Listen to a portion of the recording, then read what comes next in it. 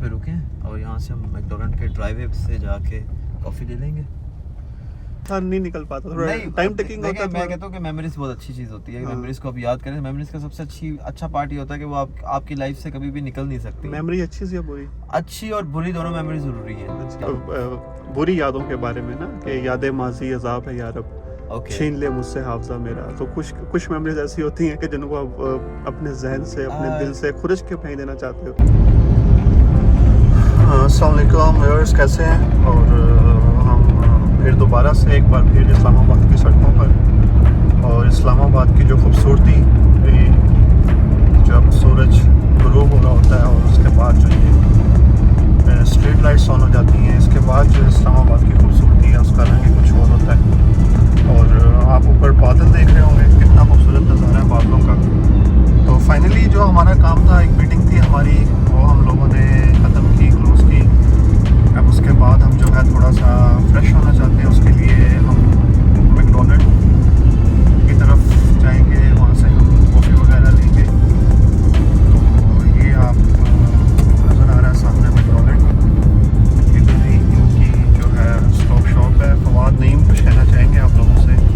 जी Fawad. Guys, बस meeting थी, अच्छी हो गई अल्हम्दुलिल्लाह मीटिंग। और उसके बाद हम वापसी के लिए गामजन है, लेकिन in middle of the time हमने कहा कि कॉफ़ी पीते हैं, थोड़ा सा अपने आप को फ्रेशन अप करते हैं।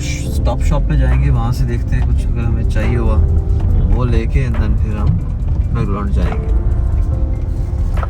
तो अभी हम एक स्टॉप शॉप की तरफ बढ़ रहे हैं।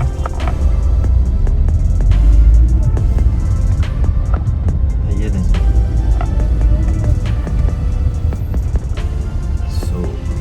बड़ा अच्छा मौसम है, बड़ी अच्छी हवा चल रही है आज इस्लामाबाद में, आप देख सकते हैं सामने। हाँ, सामने जैसे आपको नज़र आ रहा होगा दरख्त, पत्ते उनके कैसे। तो बड़ा अच्छा मौसम है आज इस्लामाबाद में। तो जिस तरह से दिन में गर्मी थी, लगा ऐसा रहा था कि जैसे हम पता नहीं जून जुलाई में वापस आ गए। बिल्कुल ऐसे ही है। लेकिन इस्लामाबाद का स्वैग यही है कि इसका वेदर जो है वो कभी भी आपको जो है फ्लेक्स करवा सकता है, बहुत जल्दी बदलता है। तो इसी तरह दिलों के मौसम भी बदल जाया करते हैं। और तो बस अभी ऐसे ही है कि अभी कुछ दिलों के हाल कुछ ऐसे हुए हैं कि एकदम मतलब क्या कुछ और माइंडसेट था, फिर फवाद साहब का माइंडसेट कुछ और हो गया एकदम में। हाँ। तो वो वापस चले जाते हैं पास्ट के अंदर। नहीं पास्ट के अंदर नहीं गए थे हम जरा थोड़ी सी और डिस्कशन कर रहे थे और ब्रेनस्टॉर्मिंग कर रहे थे, जो ऐसा ऐसा आपको बताएंगे इंशाल्लाह ताला।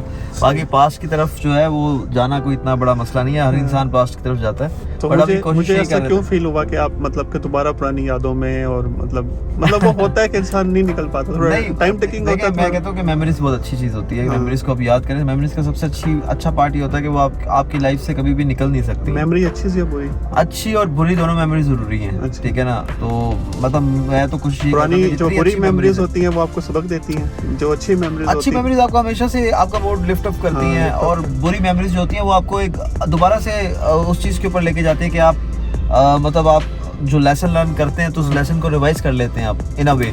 तो मैं कहता हूँ कि दोनों जो मेमोरीज को आप मेमोरीज कैसी भी हों आपको वो हमेशा याद रखनी चाहिए और उसको रिवाइज करते रहना चाहिए अपनी लाइफ में, ताकि ये कि आप अपनी अगले आने वाली जिंदगी में चार्ज अप हो। एंड उसके अलावा जो है वो आप अपनी और मेमोरीज बनाएं। आप हमेशा से कोशिश ये करें कि लाइफ को जो है ना इस तरह जिए कि वो बिल्कुल आइडल लाइफ नहीं होनी चाहिए। सही। तो मुझे इसी तरह ना एक वो जो शायर है उनका शेर याद आ गया कि बुरी यादों के बारे में ना कि यादें माजी अजाब है यारब, छीन ले मुझसे हाफजा मेरा। तो कुछ मेमोरीज ऐसी होती हैं कि जिनको आप अपने जहन से, अपने दिल से खुरच के फेंक देना चाहते हो। ऐसा कुछ होता है सर? क्योंकि मैं कुछ चाहता हूँ कि थोड़ी सी कोई इमोशनल डिस्कशन हो आज आपके साथ, कुछ हम देखें कि मतलब आपके जो अंदर के इमोशंस यार वो उसको हम इंशाल्लाह ताला नेक्स्ट व्लॉग में डिस्कस करेंगे। उसके ऊपर एक प्रॉपर जो ना हम डिस्कशन का हिस्सा बनाएंगे इन चीज़ों को भी। बट ये है कि आपको सिर्फ इतना कह सकता हूँ कि जो मेमोरीज है ना, अगर कोई चाहे आप जितने भी बड़े रेजर से उसको आप रेज करना चाहे, मेमोरीज कभी भी रेज नहीं हो सकती हैं। और मैं ये कहता हूँ कि मेमोरीज को आपको होल्ड करना चाहिए, और अब आपके आने वाली लाइफ जो है ना वो उन मेमोरीज से बहुत कुछ सीख सकती सीख सकते हैं। अगर आपके पास मेमोरीज ही कोई नहीं, अगर आप बिल्कुल ब्लैंक हैं, आपके जहन में कुछ है ही नहीं, तो फिर आप क्या करेंगे आगे? You have no hope to do anything in life. तो बेहतर ये होता है कि आप अच्छी मेमोरीज और बुरी मेमोरीज के साथ लेके चले लाइफ के, और आगे बढ़ते रहें। बस मेरी हमेशा से यही जो है ना, अपने व्यूवर से भी और सारे जितने मेरे दोस्त यार हैं, जानने वाले हैं, मेरी फैमिली है, मैं उनको ये कहता हूँ कि अपना जो एटीट्यूड लेवल है उसको पॉजिटिव रखें हमेशा से, और आगे बढ़ने की कोशिश करें। आगे की जो जुस्तजू है ना, जो लाइफ में जुस्तजू है ना, उसको कभी भी नहीं छोड़ना चाहिए। अब जुस्तजू ये नहीं है कि आपने सिर्फ जो है वो लाइफ में जो है पैसे कमा लेने, पैसा जो है वो आपके नसीब से आना है। वो कम भी आएगा, ज़्यादा भी आएगा, इट डिपेंड्स ऑन योर नसीब, ठीक है ना। लेकिन जो जुस्तजू है ना, तो वो जुस्तजू ये होती है कि आप अपनी लाइफ का, आपका मकसद क्या है, आपने आए क्यों हैं यहाँ पे। आप सिर्फ ये थोड़ी करने के लिए आए हैं कि आप यहाँ पे आके चंद पैसे कमा के और रोटी खा के और सो के और अपनी ज़िंदगी गुजार देंगे। जो मकसद है ज़िंदगी में, वो जो है ना, उसको ढूंढना बहुत ज़रूरी है। हर इंसान का एक स्पेसिफिक मकसद है जिसके लिए अल्लाह ताला ने आपको बड़ा भेजा होना है। चाहिए। तो उसके लिए सबसे पहली चीज़ है कि आप अपनी पर्सनैलिटी को समझें और एक्सप्लोर करें उस चीज़ को कि हाँ वाकई क्या मकसद है जो मुझे अल्लाह ताला ने मुझे इस ज़िंदगी में भेजा है, इस दुनिया के अंदर भेजा है, और उसका क्या मकसद है। तो अब कुछ जो है वो इस्लामिक टच दे दूँ इसके अंदर मैं आपको, तो वो ये इस्लामिक टच वाली वीडियो बन जाएगी। वो मकसद हम सबको पता है, अंडरस्टूड एज ए मुस्लिम, हमें पता है कि हमारा क्या काम है या क्या नहीं है। लेकिन उसके अलावा भी आपका ज़िंदगी में एक मकसद है, उसको ढूंढना बहुत ज़रूरी है। वो मकसद क्या है कि वो ह्यूमैनिटेरियन बेसिस के ऊपर आप लोगों को किस तरह काम आना है, किस तरह लोगों के लिए ease of doing anything in life, वो आपने पैदा करनी है। जब तक अगर आप वो नहीं कर पाएंगे, अगर आप लोगों के साथ अगर आप उनको एक अच्छा मशवरा भी जो है ना, वो भी आपकी एक अच्छी सीख बन सकता है लोगों के लिए।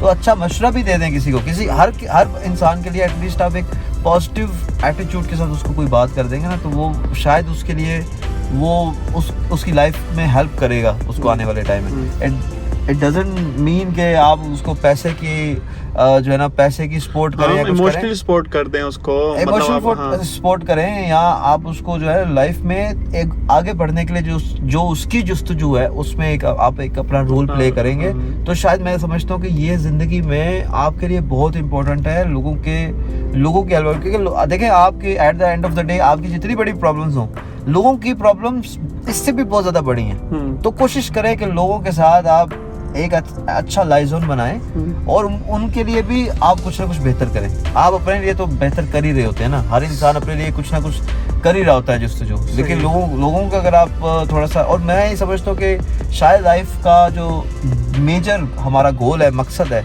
वो हकूक़ुल इबाद है। तो हकूक़ुल इबाद के ऊपर बहुत ज़्यादा काम करना चाहिए। और वो सिर्फ ये नहीं है कि आपने जो है वो 10 रुपये किसी फ़कीर को दे के आपको जी मैंने हकूक़ुल इबाद अपने पूरे अदा कर लिए, ऐसा नहीं हो सकता।